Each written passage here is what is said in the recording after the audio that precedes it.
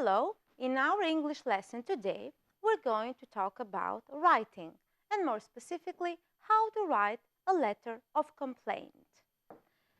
Many times we receive services that we're not that satisfied, or we purchase things that in the end we can see that we don't really like. For this reason, we often write letters of complaint. A letter of complaint is a formal letter in which we express our dissatisfaction. So we say that we don't really like what we bought, the service that we get.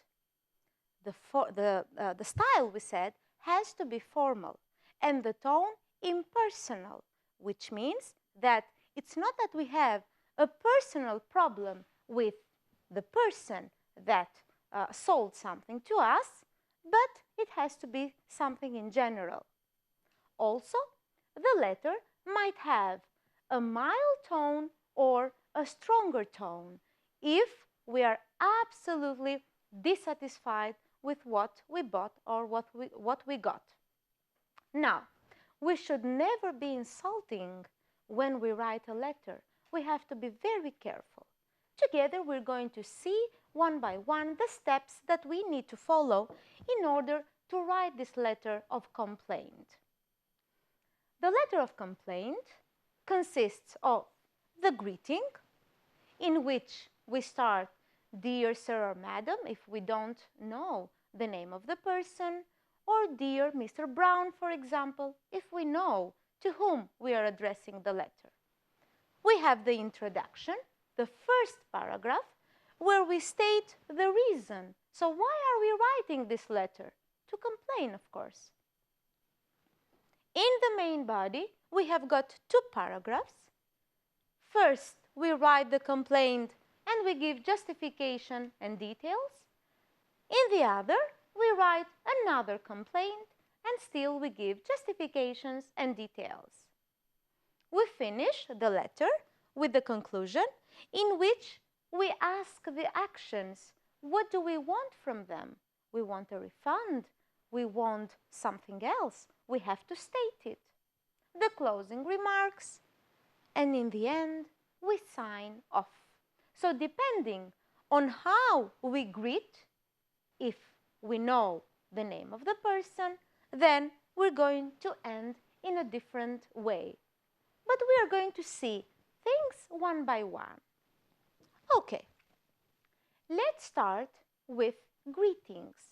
So, we said that in order to start the letter at the very beginning of the letter, we might start with "Dear Sir or Madam," if we don't know the name of the person we are addressing, or "Dear Mr. Brown," for example, if we know the name. And we're going to end the letter, to sign off, with "Yours faithfully," if we don't know the name, and "Yours sincerely," if we know the person that we are addressing, if we know his name. We have to be very, very careful in these details. Okay, and after greeting, we're going to start with the first paragraph. Opening remarks, so the first paragraph. The tone that we might be using might be mild. So, okay, we are dissatisfied with something and we're trying to sort things out. So we can start, "I am writing to complain about," "I'm writing regarding that," or "I'm writing because of," or "on the subject of." "I am writing to draw your attention," "I'm writing in connection with this problem." Or if we are absolutely dissatisfied with the problem or with a service, then the tone is going to be strong.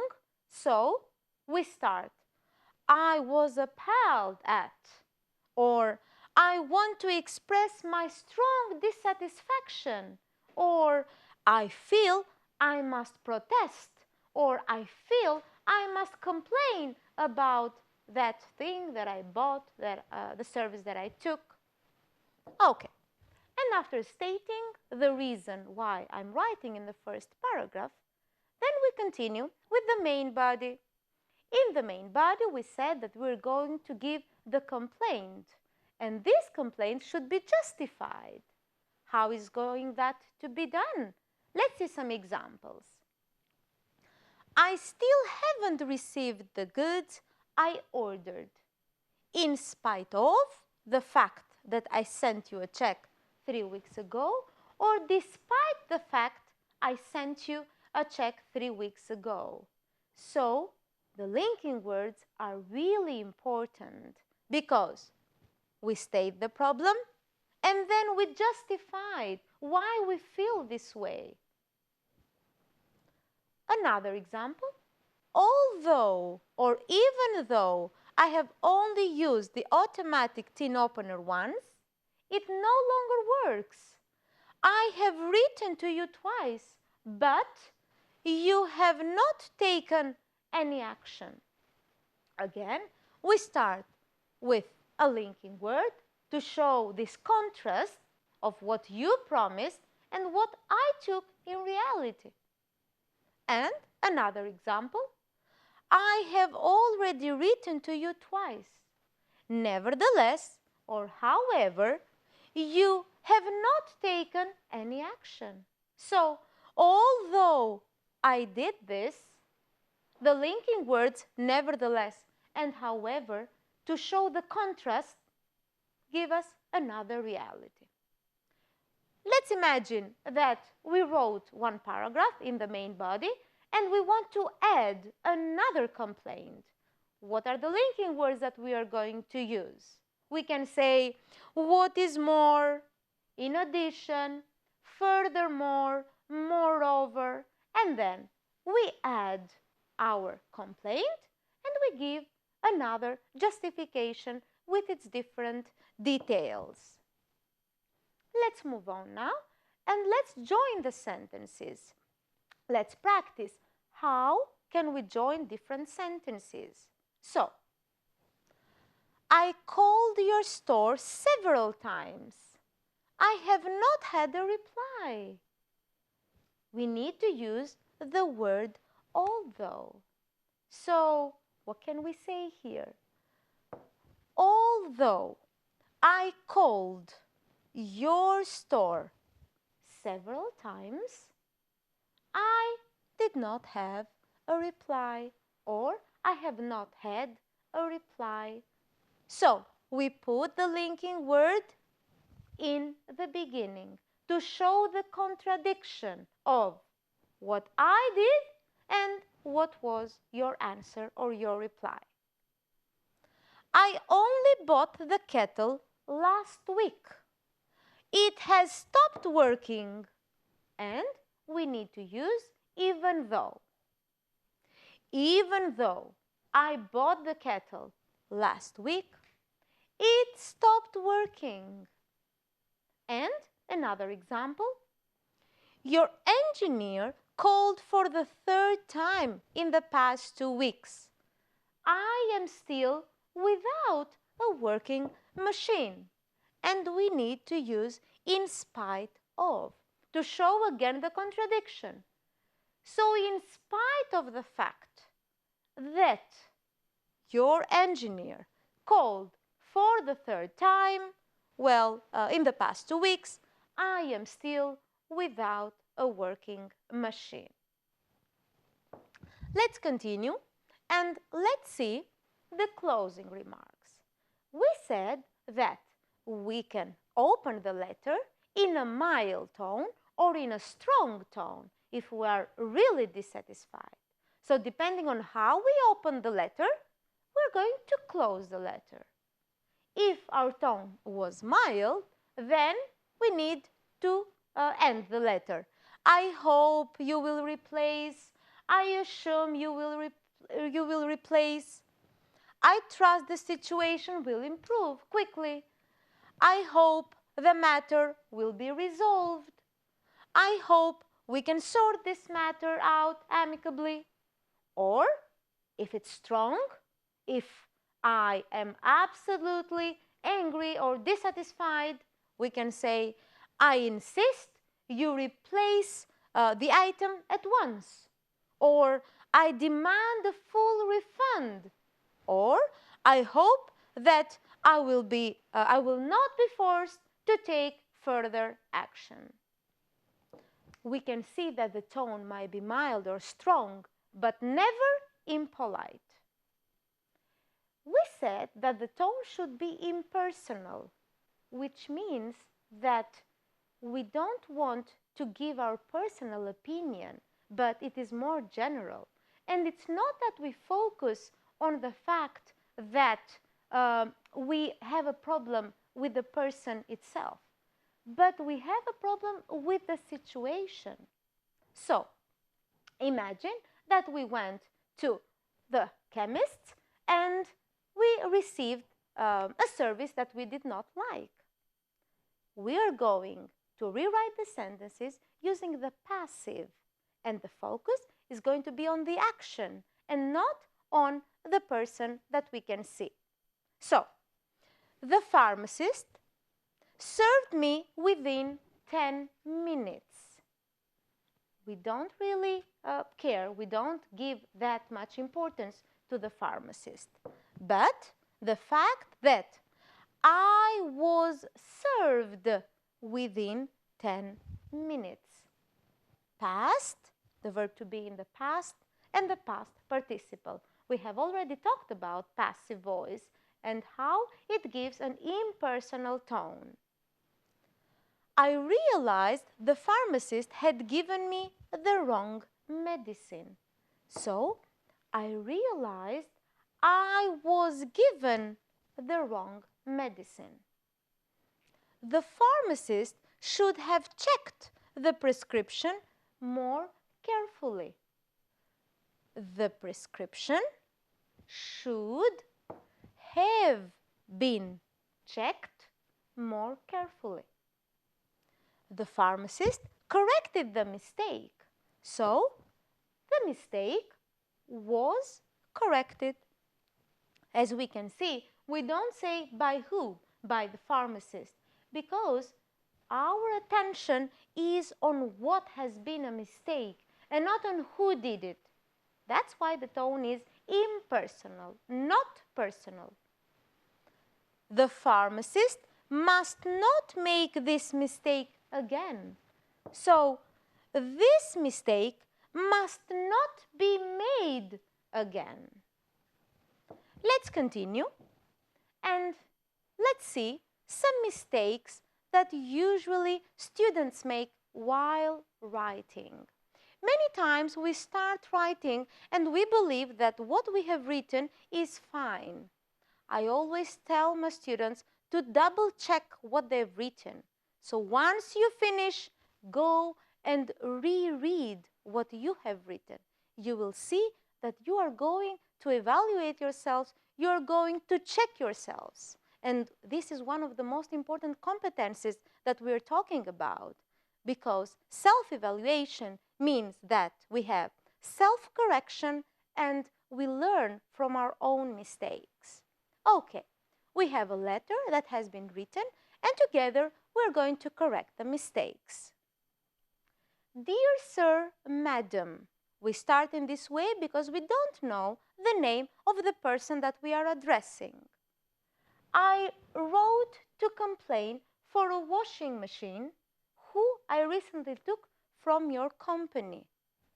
Now that you are reading it, you can see the mistakes. So, not I wrote, but I am writing because I am doing this thing now.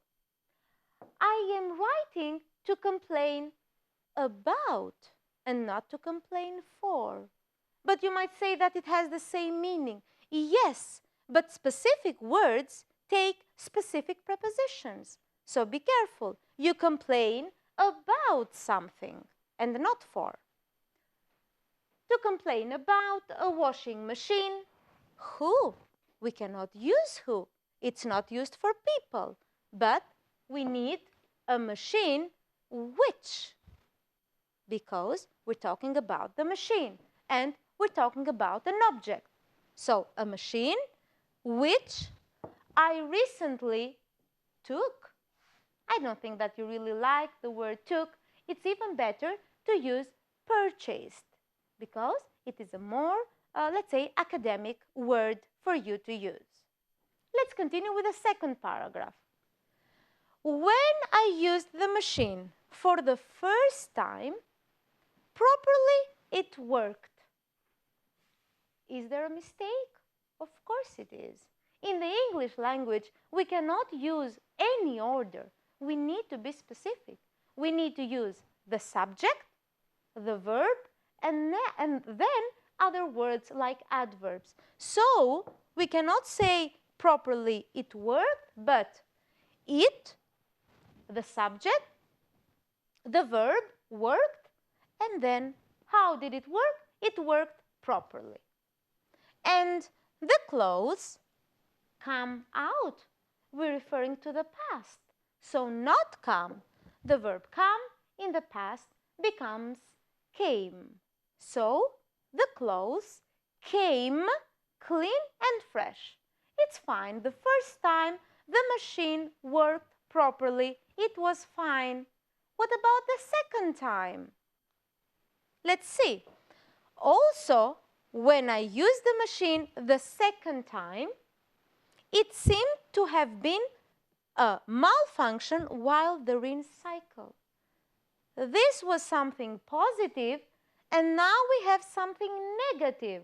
So the linking word cannot be also. We should use an opposing linking word, like, for example, however or nevertheless. However, when I used the machine the second time, not it seemed to have been, but there seemed to have been a malfunction while the rinse cycle? No, we have the procedure, the process. So during the rinse cycle and not while. You might think that the meaning is the same.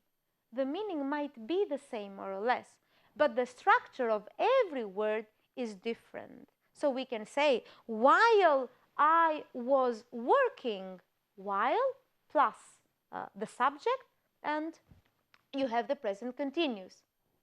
But here we need the word that shows the process, that is, during this process.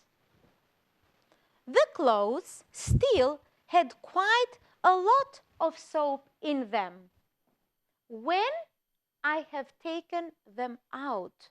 Don't forget, we're talking about the past, so the verb should be in the past. When I took them out. We finished the second paragraph, and we're going to continue with another complaint. So, another complaint and another justification. Since we are adding a complaint, we said that we're going to use the linking word furthermore because we add a complaint. So, furthermore, when I tried washing another load of laundry, the same thing happened. Take a look at tried. How should that be written? Try. We omit Y. It's written with an I, so I-E-D. Spelling mistakes. Important mistakes that we shouldn't do. So, in addition to this, the machine did not hit. This is how we write hit. Hit like we hit?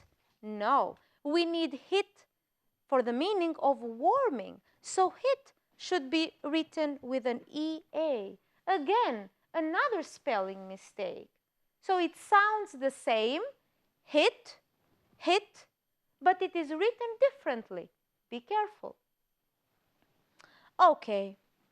However, it had turned the dial to 50 Celsius degrees. However, it doesn't make any sense here, so we need to use another linking word, and that is even though or although, because then we have the subject.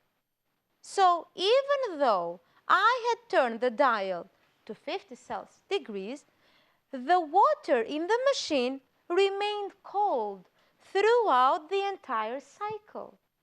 And we go to the final paragraph, to the conclusion. I assume. How do we write I? It's in the very beginning of the sentence. And we never, even in the middle of the sentence, we never write I in a small letter. But it should always be capital, either in the beginning or in the middle. Be careful with I. It is a very, very common mistake from students. So I, capital. I assume you will replace the washing machine, as it is obviously wrong. The machine is not wrong. We didn't make a mistake to be wrong. The machine is not working. So the machine is malfunctioning. I hope the matter will resolve promptly. When we have the verb hope, we need to know that hope takes a present simple tense. So, I hope the matter resolves promptly, resolves quickly. And we are going to finish our letter, yours faithfully, of course, because we started with Dear Sir, Madam. We didn't know who to direct. But be careful. How is faithfully written? With one L? Of course not. Faithfully is with a double L. And we sign, we write our name in the end, of course, with a capital again. So, yours faithfully, Nancy Gillis. You saw how a letter is written. So, I want you now to keep in mind these tips that we are going to see together. You shouldn't forget. You should always keep them in your mind so that your piece of writing is correctly written and in the appropriate form. So first of all, you should focus on the most important facts and not write every single detail that you believe that you didn't like or that you are not satisfied. Be careful. You shouldn't give any unnecessary background information. Also, you should make sure that you have the clear paragraphs. You start with the greet, we said. You continue with the reason that you are writing in the first paragraph. You state what went wrong in the main body with the 2 paragraphs and what you would like to happen now in the last paragraph, in the conclusion. Don't forget, complaint letters are written in a formal style and in personal tone. There's nothing personal with the person that, let's say, sold us something or gave us the service. We use the passives to be less direct, we said, and more formal, like I was served quickly. And we end our lesson with yours faithfully if we don't know the name of the person that we are addressing. And now that you are clear with the structure of how to write a letter of complaint, I would like you to have as an assignment to write down a letter of complaint about the service that you took while you were on holiday. So, you stayed at a holiday resort recommended by your travel agent.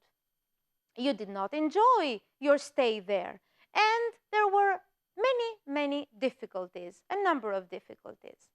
Write a letter of complaint describing all those difficulties and writing the complaints. Okay? And of course, you need to write down the actions that you would like to be taken. Don't forget, you have 4 paragraphs, and usually we have up to 200 words that you should write. Continue with your homework, and thank you for paying attention.